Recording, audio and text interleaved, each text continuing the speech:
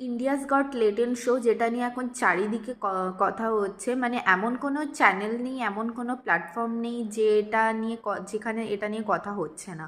তো এই শোটাকে আমিও ফলো করতাম, আমার ভালো লাগতো। হ্যাঁ, মানছি এটাতে অনেক বেশি ডার্ক হিউমার ইউজ করা হতো।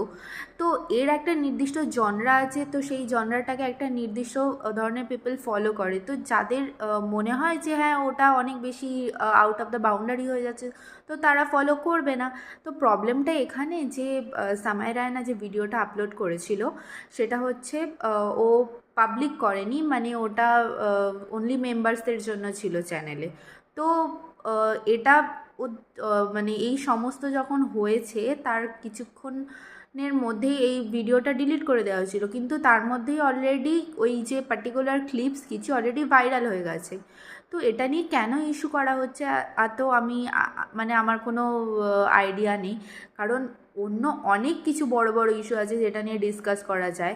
সামান্য এই ধরনের, হ্যাঁ মানছি ওটা খুব বাজে কমেন্ট ছিল যেটা সামাই রায়না করেও নি, যার জন্য এই শোটাকে পুরো মানে এখন তো মনে হচ্ছে ব্যানই হয়ে যাবে, সমস্ত ভিডিও ডিলিটেড। তো যে বলেছে তার উপর কিছু অ্যাকশান নেওয়া হোক, নাকি পুরো শোটার জন্য সবাই তো উঠে পুরো শোটাকেই পুরো ডাউন করে দেওয়ার চেষ্টা করছে।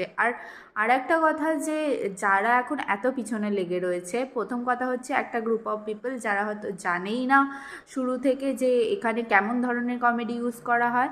আর সেকেন্ড গ্রুপ অফ পিপল হচ্ছে যারা এনজয় করেছে একটা টাইমে, বাট এখন তারা মানে ওকে নিচের দিকে টানার চেষ্টা করছে সামির রায়নাকে, অথবা শোটাকে পুরো ব্যান করে দেওয়ার চেষ্টা করছে।